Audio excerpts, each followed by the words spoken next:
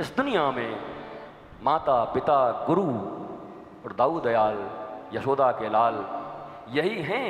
जब तुम आनंदित होगे तो ये प्रसन्न होंगे, ये भी आनंदित होंगे, बाकी तो तुम्हारी बाट लगा देंगे। जितना ये रिश्तेदारी बना के रखे हो ना, सब बाट लगा देंगे तुम्हारी। लगा ही रहे रोज, फिर भी नहीं समझते। इसलिए प्रेम, आनुगत्य, समर्पण इनके सामने करो और पूर्ण समर्पण करो। प्रपत्ति, प्रणति। शरणागत तो बहुत लोग होते रहते, तुमको जरूरत पड़ेगी शरणागत हो जाओगे। शरणागतों का ठीक है, मैं बुराई क्यों करूं। शरणागत के लिए बड़े बड़े श्लोक और बड़ी बड़ी चौपाइयां गोस्वामी जी ने लिखी हुई हैं, पर इतना जरूर कहूंगा कि प्रपत्ति हो। हनुमान जी की तरह दोनों, रघुनाथ के दोनों पद पकड़ के, या तो फिर गोपियों की तरह आश्लिष्यम व पादरताम विनष्टुमाम। श्रीमन महाप्रभु कह रहे हैं, चैतन्य महाप्रभु, कि भैया मुझे गले लगाओ, या मेरे सामने जो मुझे पसंद न करे उससे लाड़ लड़ाओ, मेरी शत्रुओं की जय जयकार करो, मेरे ऊपर पद प्रहार कर दो, कोई फर्क नहीं पड़ता, क्योंकि मम प्राणनाथस्तु सैव ना पर।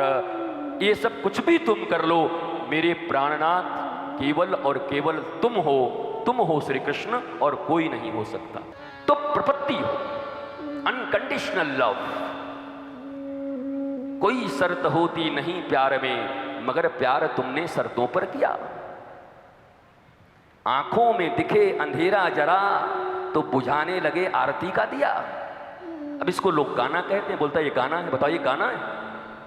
ये गीत है, फिल्मी भजन है साहब। कोई शर्त होती नहीं प्यार में, मगर प्यार तुमने शर्तों पर किया।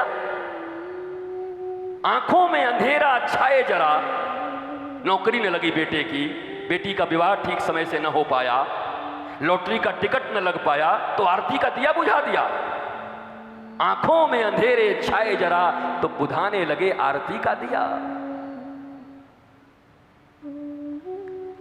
कोई जब तुम्हारा हृदय तोड़ दे, तड़पता हुआ ये जो सारा जगत तुम्हारा रिश्तेदार छोड़ दे, तब तुम मेरे पास आना प्रिय। दाऊ दयाल कह रहे हैं, मेरा दर खुला है, खुला ही रहेगा तुम्हारे लिए। दाऊ दयाल का दर खुला है, यशोदा के लाला का, रोहिणी के लाला का दर खुला हुआ है, तब वहां आना। तो ये भी लेकिन अच्छी बात नहीं है। जब तुम्हारे अच्छे दिन हो तो तुम दूसरों के साथ रहो, और जिंदगी झंड हो जाए तो यहाँ आ जाओ, ये अच्छी बात नहीं है। हर समय रहो ना। होली हो तब भी दाऊ दयाल के साथ, दीपावली हो तब भी दाऊ दयाल के साथ, घर में कोई वियोग हो गया, बिछोह हो गया, तकलीफें आ गई, तब भी दाऊ दयाल के साथ। केवल दुख में ही क्यों आएंगे दाऊ दयाल के पास? हर समय तुम्हारे पास। तो सुख होगा तो 100 रिश्तेदार याद आएंगे। मुंबई वाली चाची को बुला लेना, वहाँ के मौसी को बुला लेना, वहाँ वाले साले साहब को बुला लेना, सरहज को बुला लेना, और दाऊ दयाल में जाके 5 रुपया चढ़ा के आ जाना, तिलक लगवा के। आ भैया, अरे तुम्हारी भक्ति, हमारे दाऊ दयाल तुम्हारे 5 रुपया के लिए बैठे हुए हैं, तुम आके चढ़ा के चले गए। जिंदगी में शामिल हैं क्या? तुम इस तरह से मेरी जिंदगी में शामिल हो, मैं जहां भी जाऊं लगता है तेरी ही महफिल है। ये गाना है, बोलो। तो इस तरह से मेरी जिंदगी में शामिल है। अब बताओ, औ से लेके क्या तक तुम्हारे पास इतने ही शब्द हैं। तुम्हारे बाल बच्चे जीवन भर फिल्मी संगीत सुनते रहते हैं। तुम्हारे अपनी ही औलादें तुम्हारी गाड़ियों में, तुम्हारे साथ चलते हुए पार्टियों में, मेलों में, शादियों में, तुम्हारे घर के विवाहों में भी यही सब गाने बजाते रहते हो।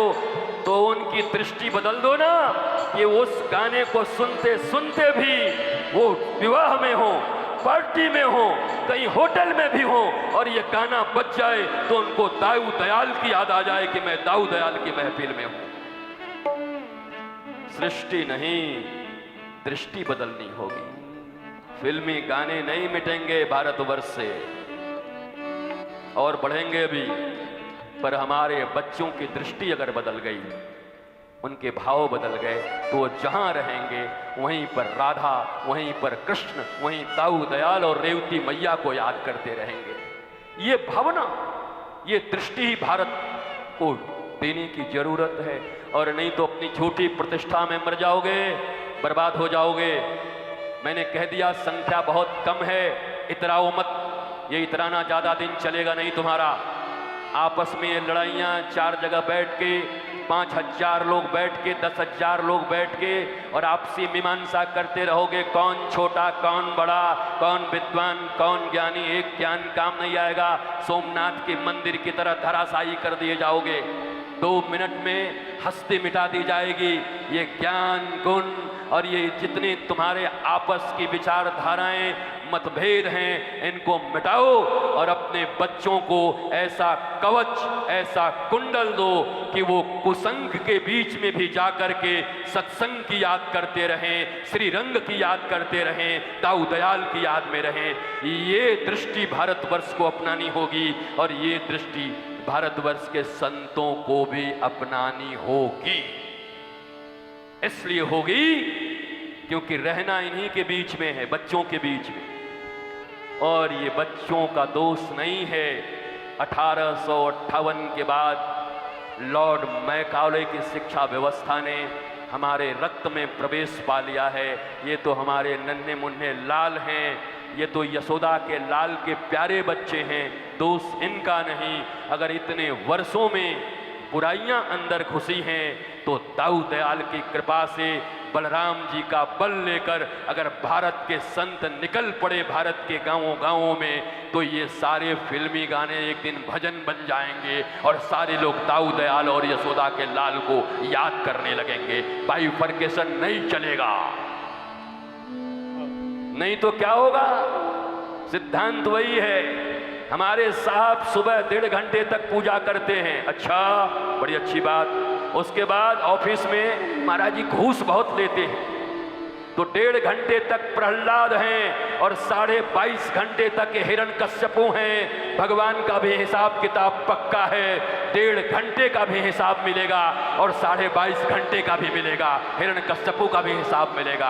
अरे ये 1.5 और 2 घंटे की पूजाएं नहीं हैं, ये 3 घंटे के भागवत नहीं हैं, ये 3 घंटे के रामायण नहीं हैं, बल्कि जीवन के 2400 घंटे में रामायण और भागवत के श्लोक गूंजते रहने चाहिए। हमारे संस्कार, संस्कृति और भक्ति का आलाप होते रहना चाहिए।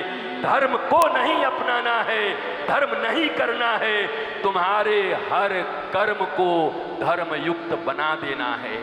काम तो तुम छोड़ोगे नहीं, पक्का पता है। कोई छोड़ने वाला है काम दुनिया में?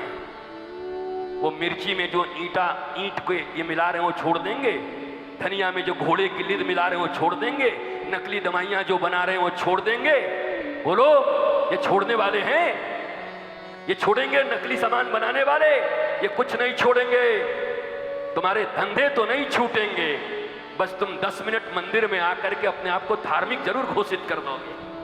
भैया, मैंने एक हॉस्पिटल में वार्ड बनाया है, पता है नकली दवाई का फैक्ट्री भी इसी का चलता है।